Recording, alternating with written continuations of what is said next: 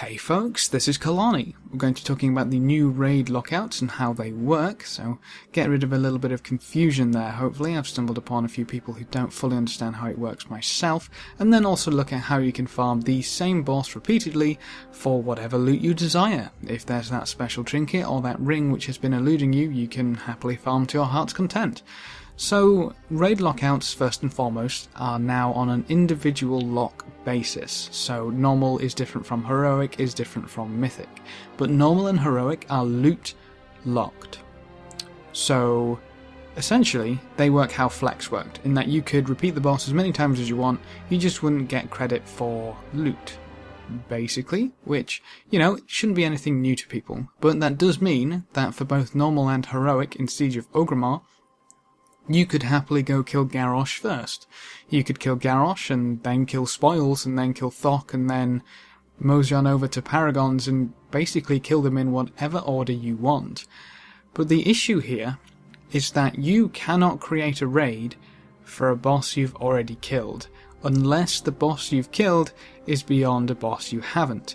So, if you were saved to a Garrosh kill, but hadn't killed anything else, if you tried to make a raid, it would be at a Mercius. It would be at the first boss, because you haven't killed the first boss. Garrosh would still be there at the end as well, simply because your lockout is saved to a point in time before the last boss is dead. So you could have holes all through your raid. You could still have a Mercius up, have everything down until Spoils, and then have Spoils up and have everything up until Garrosh.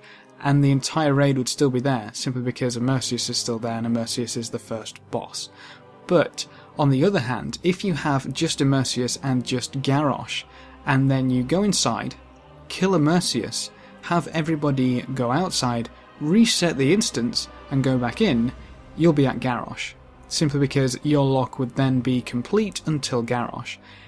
Which means, if you have completed bosses, you yourself cannot create a raid for that lockout. You could not create a lockout for a Mercius after killing a Mercius, but you could join another raid made by someone else who hadn't killed a Mercius, and you could go back in there. Now, why does this all tie in nicely together? Get to that in a little section, because first, Mythic Raiding Lockout. The Mythic Raiding Lockout is what you've been used to for the last god knows how long, in that it's locked per boss. You can't do a boss that you've already done repeatedly in a single week.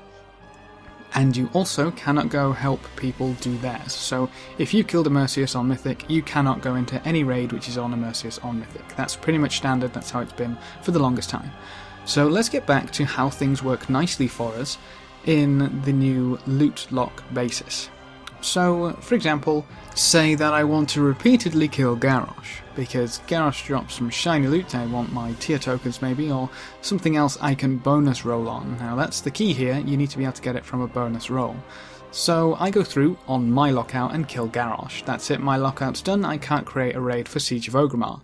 But what I can do is join another one, either from someone I know or through the group finder, for Garrosh, and when he's dead, I can reroll on his corpse.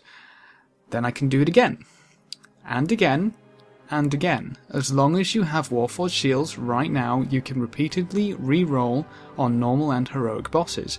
This probably is not going to stick around for Warlords of Draenor, I think that'd be kind of broken if it did, but the main reason why this works right now is because you can get as many Warforged Shields as you can farm. Basically, the quest has no limits anymore. So you farm your lesser charms, you hand them in for Warforged Shields, you spend your Warforged Shields, you go farm some more, and repeat the process until you get your gear. With the restrictions lifted on the Warforged Shields quest, you can farm a boss as much as you want, as long as the loot that you're after is on the bonus roll table. So you're going to get gold a lot of the times, obviously, but this means that you could literally farm one trinket, you could farm one ring, you could farm one piece of gear from whatever boss you want. But, as a very quick bear in mind and obvious little thing to point out, you can only do this for Siege of Orgrimmar. I don't see this continuing through to Warlords of Draenor, and you can only do it right now because, as I say, the restrictions on that quest have been lifted. You will need to farm lesser charms of good fortune. I'd recommend the frogs over on the Timeless Isle for that. They seem to rack up the coins very nicely, and you'll have enough Warforged Shields to continue farming to your heart's content. So that's basically what I'll be doing until Warlords. I'll be happily running through and at least in full 553 gear. And in case you didn't know, upgrading your gear now costs lesser charms of good fortune as well, so I'd get used to that frog farming spot because you can happily crank up your item level pretty much for free. But that's all I wanted to talk about in this video, so if you have any questions or queries, please leave them in the comment section below and I'll try to get back to you. Remember to leave a like just below the video before you leave, and if you want to see more, feel free to subscribe.